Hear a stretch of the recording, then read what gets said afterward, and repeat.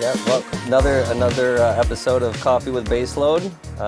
I'm Mike Roach, the country manager for Baseload in the USA, and I'm here with Ryuta. Ryuta Hiratsuka, country manager for Japan. So we're just open forum today. No real agenda. Yeah, free flow conversation. That's right.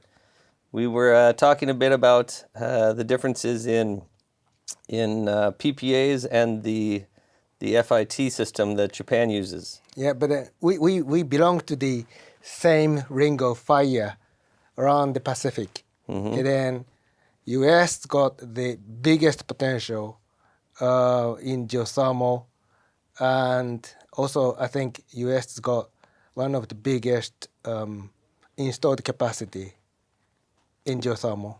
Yeah, I'd say that's fair. Yeah, and then whereas Japan is said to have the third largest potential, but then in terms of installed capacity, it's like negligible. And then I'm so curious about, why we are so different.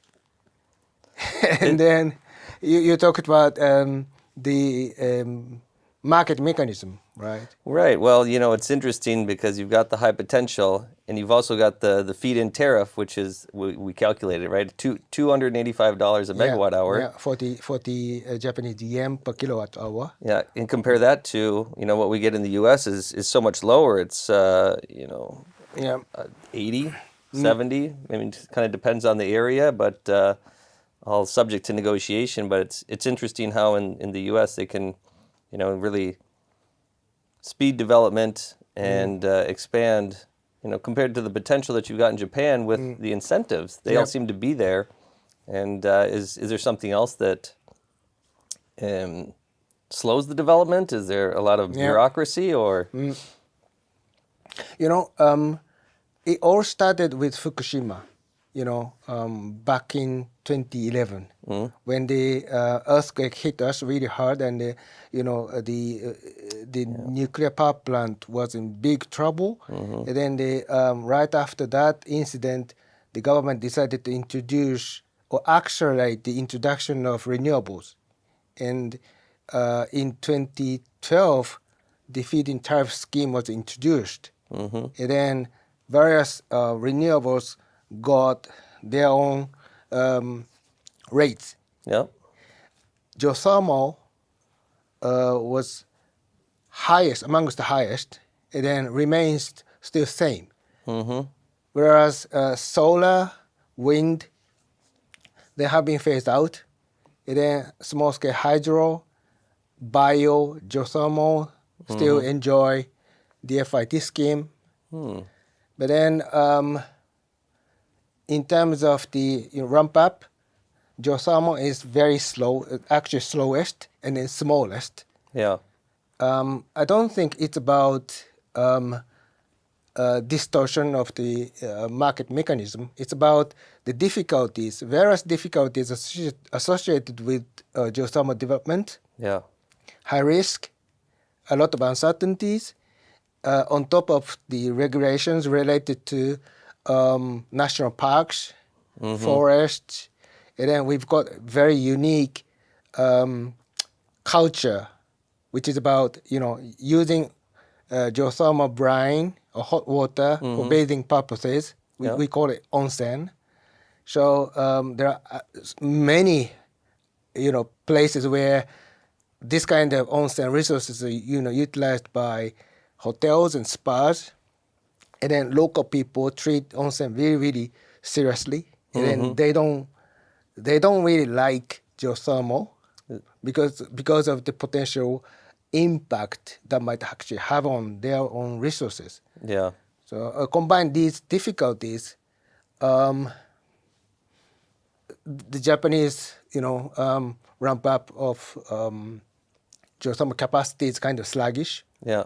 I think, and it naturally is just a long process, right? I think if just off the cuff in the U.S., you're 4 to 6 years to do exploration, do some drilling, build a power plant, all the permitting that's associated with it.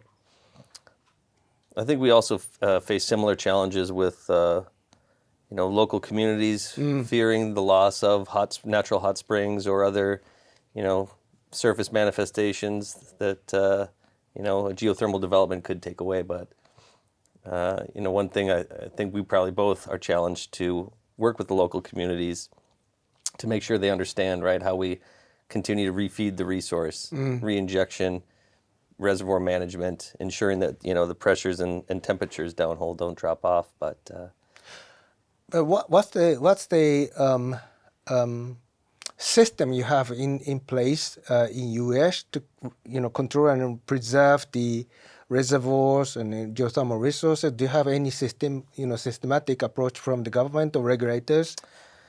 Well, I think it all goes through, if it's federal land, then it's, falls into one court. And if it's private land, it's really up to the landowner to decide if, what sort of management they would require. But I would say it's, typical of the geothermal developer who, at least from my experience, tend to be very strong environmentalists, right? Really looking for something great for the world.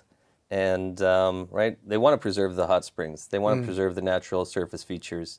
When we're drilling thousands of feet deep, to have a surface impact is, I'd say, minimal chance of it, as long as you're, managing a good reinjection program. But, the federal government will make you go through your environmental assessment and environmental impact studies to, effectively confirm that you're not going to disrupt surface manifestations. But I'd say, historically it's happened. So, there's the concern is justified, but it's a lack of education for, I think, the local stakeholders, right? So the closer you get to a community, the more people you have who are naturally concerned, and I think it takes time to help them understand that it's not, we're not here to kill the hot springs. It's more to take advantage of the heat that's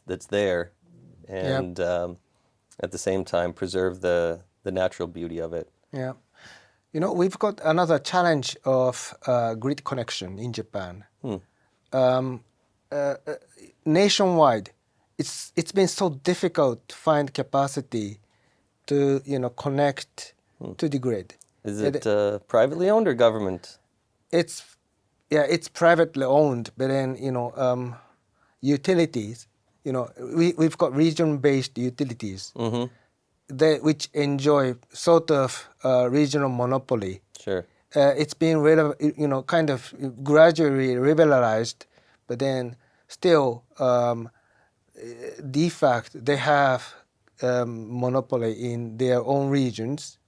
And then we need to apply for grid connection for those utility companies, taking care of the grid. And then it's been so challenging for many developers in Japan, regardless of which renewables you are working on. So difficult to find capacity to connect to the grid. I'm just curious, what's the situation in US? Well, yeah, I think there's similar challenges. It's a long lead time, and you've got to plan very well to ensure that there's space available and capacity on the transmission you want to get on.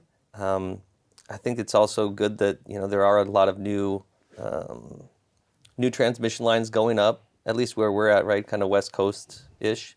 There is development. They also face long lead times to get the new transmission put together and permitted.